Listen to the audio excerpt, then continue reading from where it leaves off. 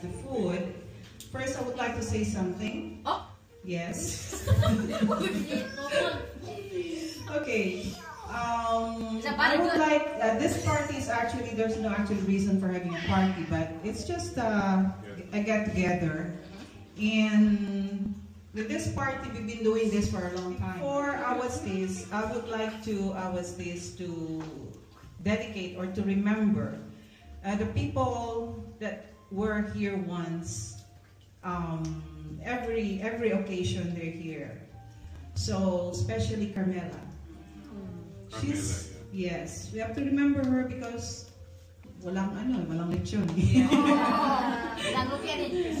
Well, anyway, she actually, to be honest, the first Filipino who I invited in the house is Carmela and Zozuli. So they were the first, and then the next is Giselle and the rest, and to follow. So she was the first one that I met and, got to know her. And she keeps on coming here, and that's why it's hard to forget her because she's part of the house. If I go outside, I see the roses, I will remember her. So everything, and especially if I eat pampano, ang ulo sa kanya eh. So every time I cooked, I cooked sinigang, I always call her, Sinigang, dali, kaunta, sinigang, kakanya yung ulo. But anyway, I hope she is in good hands now, and at least she is not suffering anymore. But I hope she will guide us wherever she is right now. And another person is Ateloy.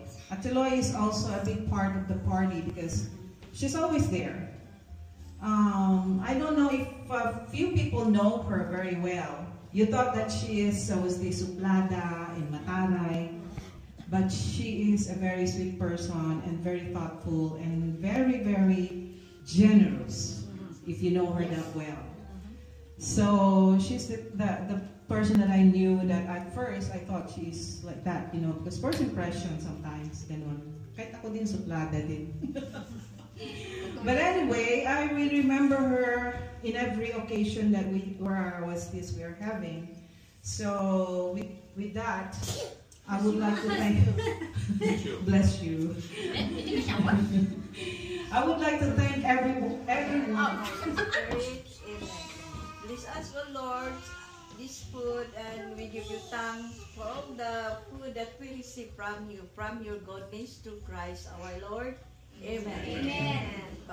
Son, and Holy Spirit. And let's sing happy birthday again. Happy birthday to you. Happy birthday to you. Happy birthday, happy birthday, happy birthday to you.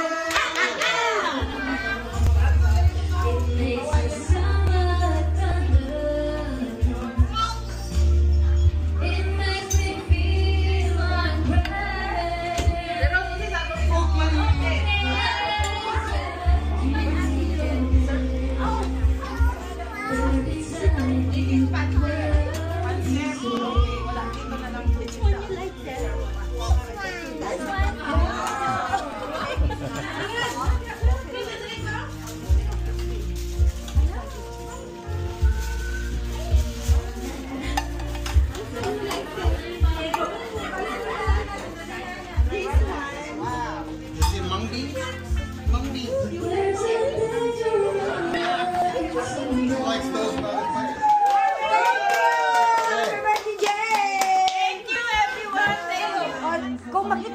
mas malala pa yung metik ba yung PI ba dahil ang bagal-bagal nun. Oh, metik, biduntik. Alam na yan, o? Si Lucy, wala na din. Nasa, nalipat na sa selim.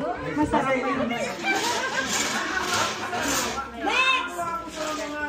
Yan na, bino naman.